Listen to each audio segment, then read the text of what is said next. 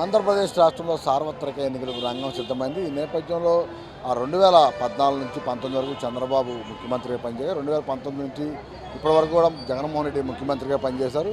అయితే ప్రధానంగా రాష్ట్రంలో ఉన్న సమస్యలు ఏంటి, అదేవిధంగా ఎంతోమంది ఉపాధి లేక ఉద్యోగ అవకాశాలు లేక తీవ్ర ఇబ్బందులు పడుతున్న వైనం కూడా మనం చూస్తూ ఉన్నాము. ప్రస్తుతం మనం విజయవాడ వెంగి సర్కిల్ వద్ద ఉన్నాము. చాలామంది కూలీలు ఇక్కడ ప్రతిరోజు కూడా ఇక్కడికి వచ్చి పనుల కోసం నానా తిప్పలు పడతా ఉంటారు. చాలామంది ఉన్నారు. ఎక్కడి నుంచి వచ్చారు మీరు? ఆటనారు నుంచి వచ్చారు.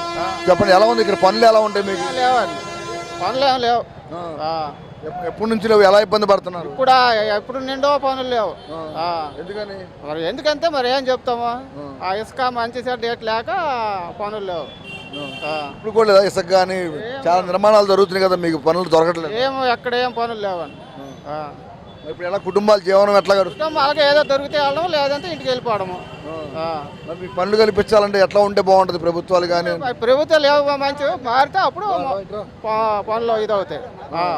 అంతవరకు ఏమి ఉండదు. ఈ పని దొరకట్లేదు, రోజు పని దొరకట్లేదా? ఏంటి, వారంలో ఒక రోజు దొరుకుతుంది, 5 రోజులు ఇంటి దగ్గర ఉంటున్నాం.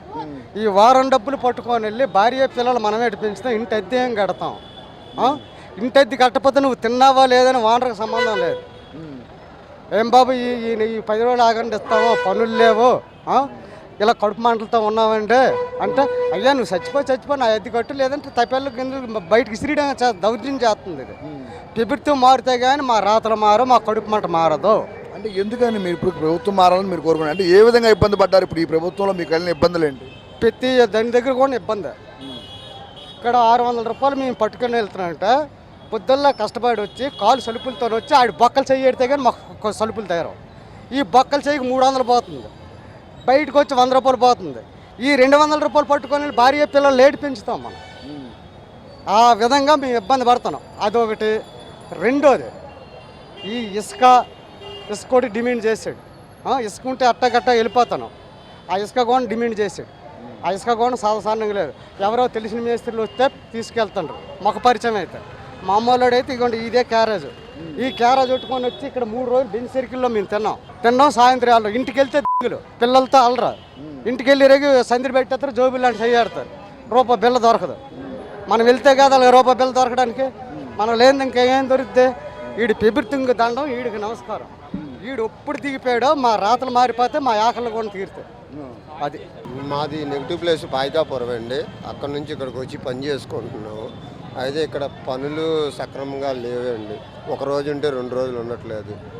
అయితే తినడానికి ఎవరన్నా ఇచ్చి భోజనం ఇస్తే ఒక పూట ఇక్కడ తినడం గడపడం జరుగుతుంది. లేదా ఇంటికి వెళ్ళి అది కూడా సర్ది కూడా పొద్దు కూడా తిని బతకడం జరుగుతుంది. అంటే పనులు లేకపోతే మీకు గడవడం కష్టం కదా. పనులు ఎందుకు లేవు అనుకున్నారు? అంటే ప్రభుత్వం వల్ల, లేకపోతే ఇక్కడ పనులు రావట్లేదు అనుకుంటున్నారు? ఎందుకు, మీ అభిప్రాయం ఏంటి? మ్యాక్సిమం ఇప్పుడు మన ప్రభుత్వం మారిన, చంద్రబాబు నాయుడు మారిన కాడ నుంచి ఇసుకోటి మానేయడము, ప్లస్ ఇసుక రేట్లు పెంచేయడము, నెక్స్ట్ వచ్చి మందు రేట్లు పెంచేయడం, ఛార్జీలు పెంచేయడము, మొత్తం పెరిగిపోయినాయండి రేట్లు. మాకు వచ్చే కూలి అంతా 700, 800 అండి. మాకు అందులోనే 100, 200 ఖర్చులకే పోతున్నాయి. ఇంటికి ఒక 500 తీసుకెళ్తే 500 పిల్లలకి, ఇంటి అద్దెలు, కరెంటు బిల్లులకి, కేబుల్ డబ్బులకి, వీటికే సరిపోతున్నాయి. ఇంకేడ ఉంటున్నాయండి డబ్బులు. ఒకరోజు లేకపోతే ఫస్ట్ ఉంటున్నాం, ఇంకా చేసేదేం లేక.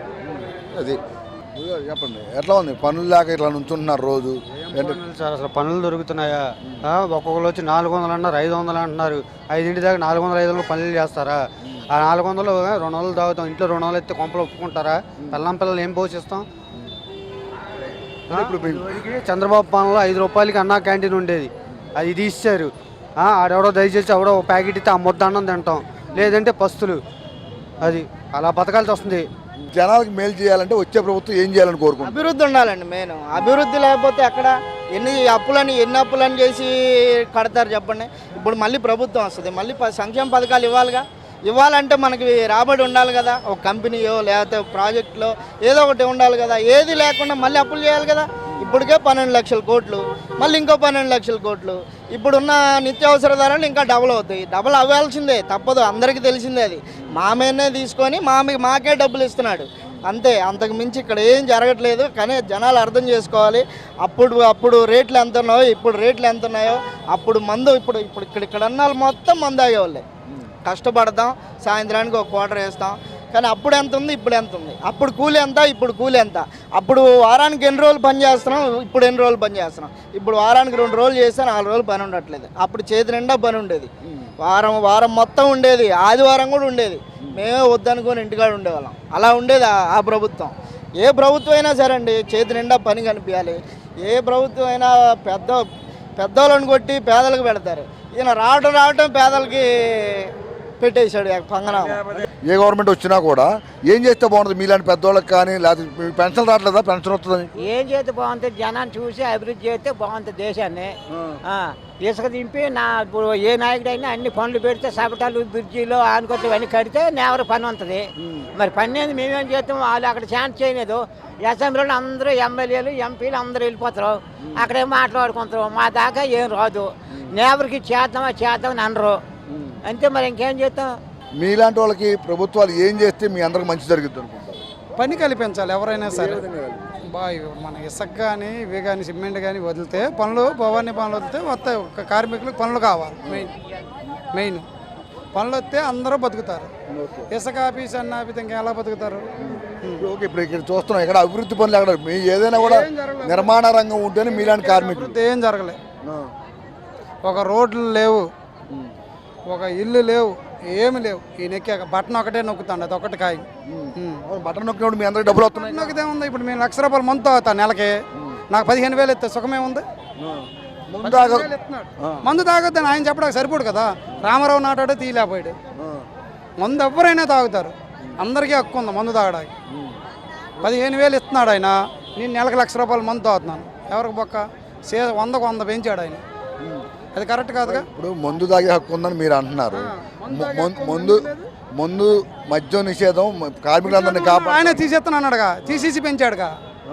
ఆయనదా తప్పు, ముఖ్యమంత్రిది. రేట్లు పెంచే కొద్దీ మీరు మానరా? మందు ఆయన చెప్పిన సూత్రం రూపాయలు చేసినా సరే మానలేము. నేనే కాదు, ఎవరు మానలేరు. ఎవరు మానలేరు. 500 చేయని లేకపోతే ₹1000 చేయని మానలేము. పనులు కల్పించాలి, మెయిన్ రేట్లు తగ్గించాలి, మందు రేట్లు కూడా. వీడియో అరుణ్తో వరప్రసాద్, ఏబినా ఆంధ్రజ్యోతి, విజయవాడ నుంచి.